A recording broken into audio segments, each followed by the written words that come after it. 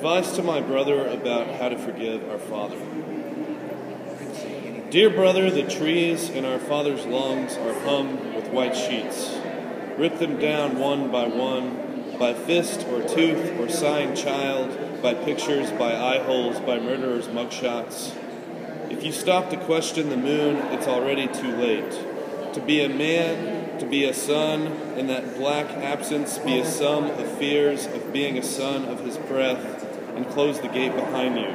You strange lumberjack, you, digger of drunken night, you, forgetful fuck, you, go into the monster's frightening daylight like I have done. Mother, I'm sorry. Your backbone slid down the double-wide kitchen wall and surfaced from the sea of your sigh. He came on purpose to box my imagination with what I should be. You should be carved, a lithograph of incubation buttressing the hatch, if lithograph was another word for a sore version of self. Myself, the residue, an exit into the world which maps without knowing what direction to flower. According to the apple core you created, a Disney World dose of make-believe blankets, the want of a family to be, ravenous as 1,000 mothers who find me smoking pot in the church steps and everything else, not a kid at all, not 10 fingers, 10 toes, but a manger, stranger that any baby can king.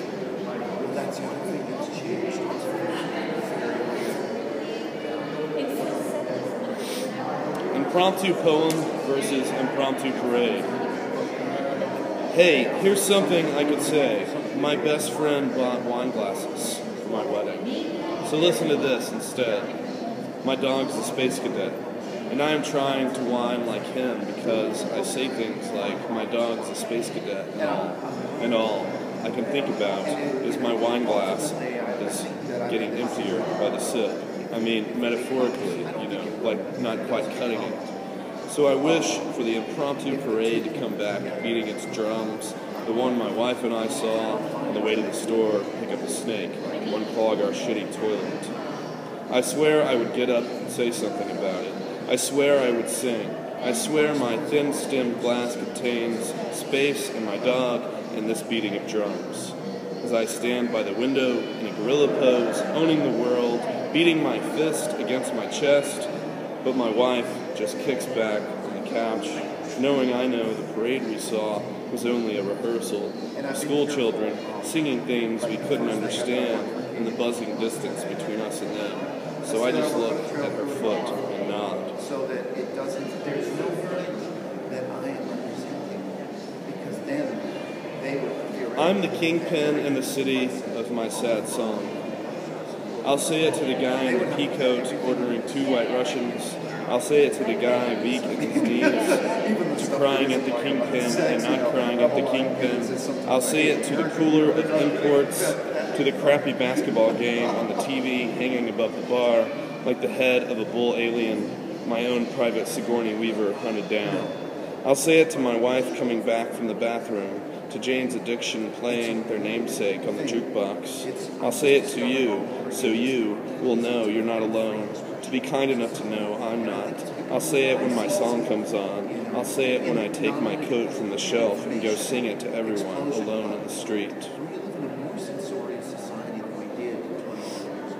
An hour after happy hour. Eminence front was all funk you on the jukebox. It's a weird thing to come back from. I mean, it's weird to be in the men's room at a bar. Consider the word perv, for example, written in purple paint, slipping down a stall like some sort of trashy asshat waited on his Phoenix moment of drunkenness to ask if I wanted to dance, karaoke, or bust, with a wet paintbrush in hand and an empty gas tank in his pants.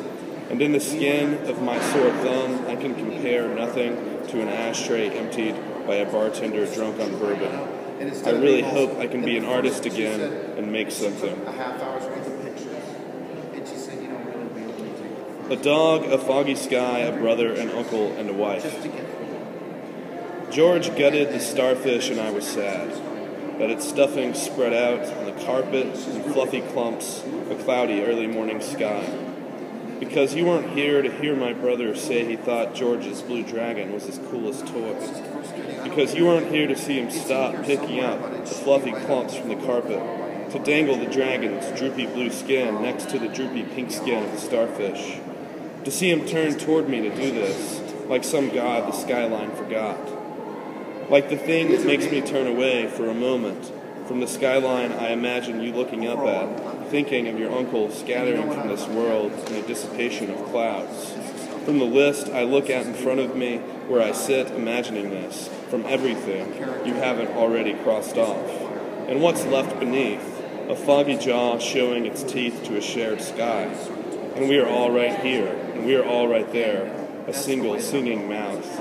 And we are all right with or without our droopy skins.